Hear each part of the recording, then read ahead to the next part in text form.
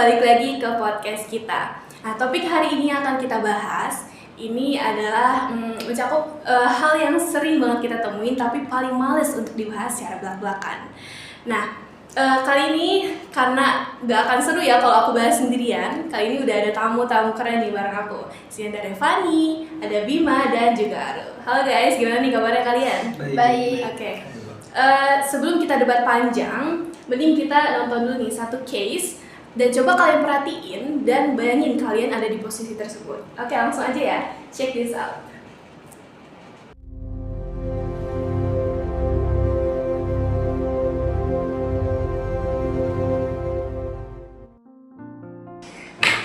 Oke semuanya, saya mau jam 5 sudah selesai semua dan saya nggak mau dengar ada alasan teknis apapun. Oke? Baik, Bu.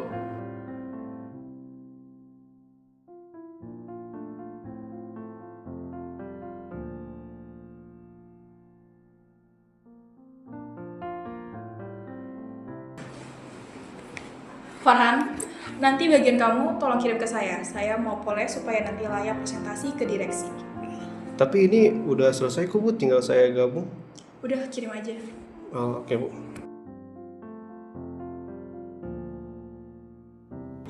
Oke semua, ini adalah hasil analisis yang saya kerjakan semalaman. Jadi mohon untuk dipelajari semua. Bukannya itu kerjaan si Farhan? Iya, kok dia bilang dia yang bikin semalaman ya?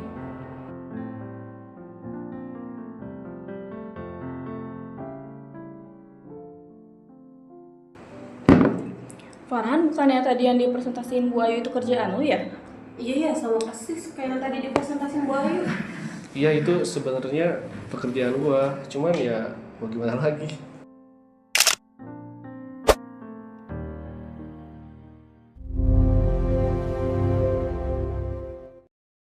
Gila sih ya, aku yang nonton aja udah nyesek banget. Menurut kalian gimana nih? Tindakan tersebut kan jelas-jelas salah. Kalau menurut gue sendiri sih dari sudut pandang gue sendiri ya, dari video ini jelas-jelas udah masuk ke abuse of power ya. Jadi dimana dalam hal ini Bu Ayu ini sebagai atasan itu memanfaatkan kekuasaannya untuk bisa mengambil alih dari tugas bawahannya sendiri. Dan menurut gue dalam urusan ini udah masuk ke red flag banget sih. Oke, baik, tapi emang itu benar ya. Tapi kita juga harus lihat dari POV si Farid itu sendiri. Dia mau ngapain gitu loh? Dia mau marah-marah. Kalaupun dia marah-marah salah ngomong ya, antara dua pilihannya. Dia dapat SP atau karena mentok gitu-gitu aja. Itu sih. Aku setuju sih sama Arul soal resiko kalau misalnya kita ngelawan atasan. Tapi Rul, kalau misalnya itu dibiarin itu bakal jadi kebiasaan. Karena secara etika, kejujuran itu harga mati. Jadi kalau misalnya kepercayaan tim udah rusak gara-gara ada satu orang yang nyuri ide orang lain, itu tuh ya kantor udah tinggal nunggu waktu untuk hancur aja sih. Oke ya.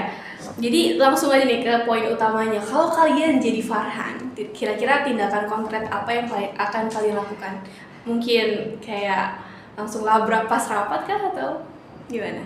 Kalau menurut gue sendiri sih, emang posisi Farhan di sini agak sulit gitu ya, karena dia bawahan dan berhadapan dengan atasan langsung.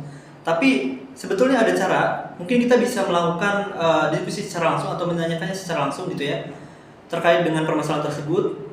Bagaimana bahwasanya presentasi yang disampaikan itu merupakan hasil kerja yang kita buat gitu. Karena dengan hal tersebut nantinya Bu Ayu akan menyadari bahwasanya kita ini tidak mudah ditipu, tidak mudah dibohongi seperti itu. Nah ya benar, tapi bisa juga dengan cara formal. Kayak kalau misalnya udah keterlaluan banget nih, kita bisa lapor ke HR-nya. Karena integritas itu harus dijaga meskipun ada harganya. Serius, lapor HR berani sih. Kalau buat gue nih ya, pertama silent treatment. Kedua, sambil cari locker. Yang ketiga, ya one notice, peringatan kalau gue udah bakal keluar. Habis itu out deh. Karena kalau bagi gue, kalau udah kayak gitu ya udah jadi toxic culture kalau buat gue sih. Nah, bener juga apa yang disampaikan Arul sih. Itu udah masuk ke ranah toksik ya. Tapi justru menurut gue yang menjadikan hal ini toksik itu adalah ketika kita yang bawahan ini menjadi korban, itu memilih diam gitu. Jadi kebiasaannya akan terus berlanjut dan kebiasaan toksik itu akan terus berlanjut seperti itu. Oke, obrolan kita kali ini sebenarnya nggak ada jawaban yang benar-benar gampang ya, karena yang jelas intinya profesionalisme itu bukan soal soal tanggung jawab, baik itu ke diri sendiri maupun ke pekerjaan kita. Nah, untuk kalian yang lagi nonton, aku pengen banget tahu nih, jika kalian ada di posisi Farhan, kira-kira tindakan apa yang bakal kalian lakuin? Apa kalian milih diem aja atau berani bertindak buat kebenaran? Jangan lupa tulis di kolom komentar ya. Oke, saya Safira dan Revani, Bima dan juga Arul pamit untuk undur diri. See you. See you.